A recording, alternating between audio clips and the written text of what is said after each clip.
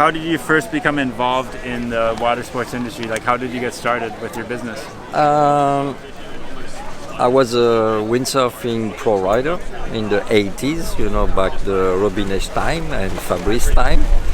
And after that, at the end of my career, I wanted to work into the R&D and development, and I was looking for a spot in some brands, and they didn't have a place for myself. So I said, okay, I'm going to start my own brand. So we start F1 by windsurfing board in 94, 95. And the market was tough, at that time for windsurfing. So I was not on the world tour anymore. I had a hard time on the business.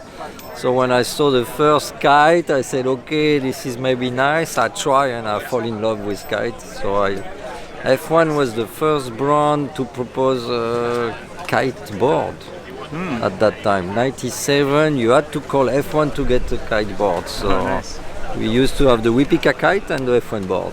So the business was like going fast and easy. And then after the board, we produced some Kite and so and so. And then we had some SAP business. Then the foil Kite start. Then all the winging, surf foil, and all those disciplines. And we managed to stay in all those and follow the trend and be fast enough for innovation and be able to success on the market. How did you first Water get sports. into it? Well, I grew up sailing a boat around the world with my family, so I guess from there it was downhill. And then windsurfing since I was a kid, and then kiting, and rode as a New Zealand team rider for Kite and SUP and stuff for years and years, and sort of travelled the world, escaped a real job for a long time, and then created a real job by getting into making a foil brand. Okay, so this is very serious business. When I was a kid there in Arendal in Norway, I was windsurfing every day, like sometimes 10, sometimes 12 hours. It was like beyond a passion.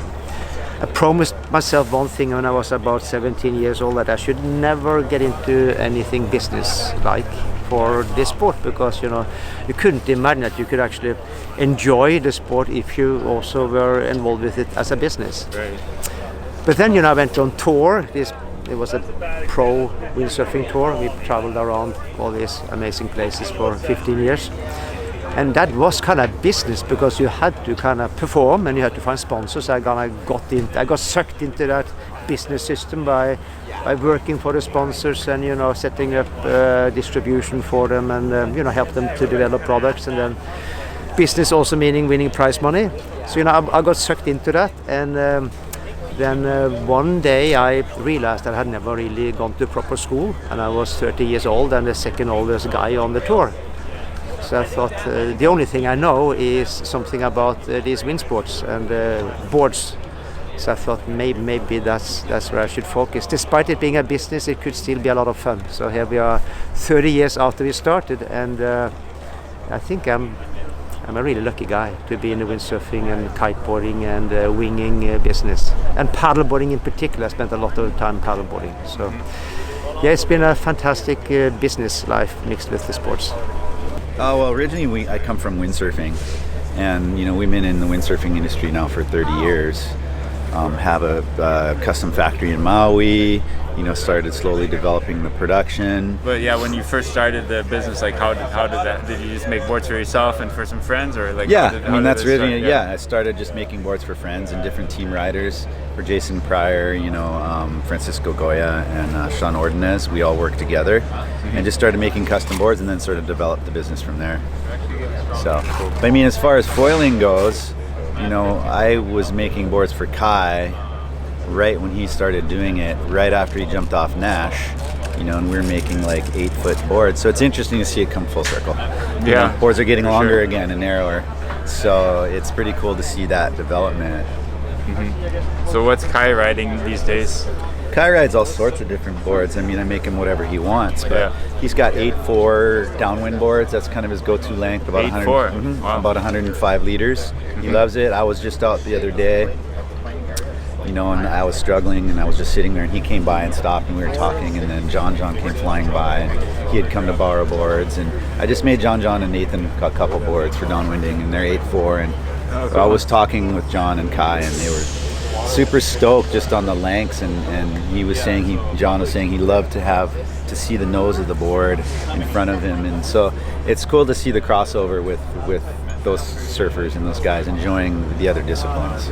When I was a kid, I sailed in New Zealand. We have it's called Peak Class. It's a little, I think, a 7 or 8 foot little sailing boat, and I started one of those, and I had several other yachts from there, and then I started windsurfing after that when I was about 15, 16, something like that.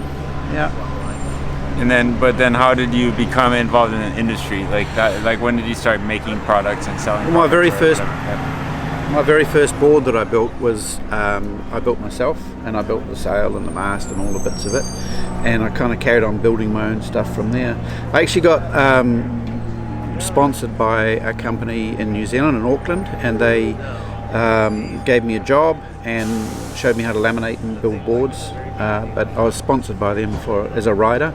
That was Wind Toys Hawaii back in the day. And, yeah. Were those like polyester boards, epoxy boards? Or? It was a mixture of both. I think in New Zealand we kind of pioneered the construction of the BPS PVC vacuum bag construction. I think I've always been in somehow the water sports. I grew up sailing when I was very little with my dad. Got into windsurfing when I was 10 years old. Started competing windsurfing. Competed with this guy behind the camera. One day he kind of beat me. I was still young though.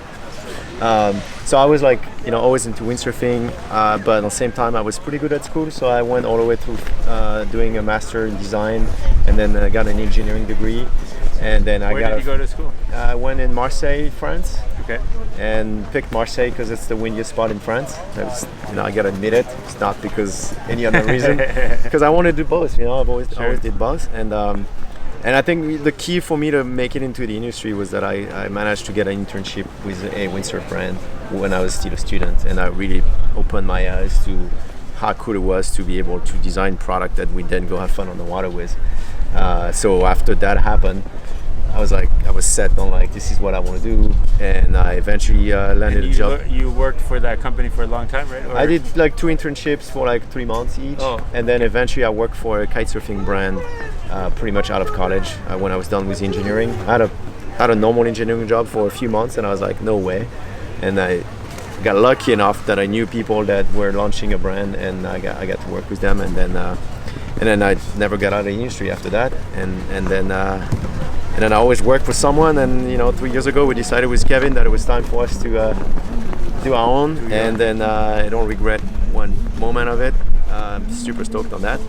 It's a lot of work if anyone thinks about it. It's a lot more work than you think, but when it's fun, doesn't feel like working, so I'm still stoked on it. I've been involved for a long time, so it started with windsurfing, so definitely way back in the early 80s, windsurfing, and then just kind of evolved.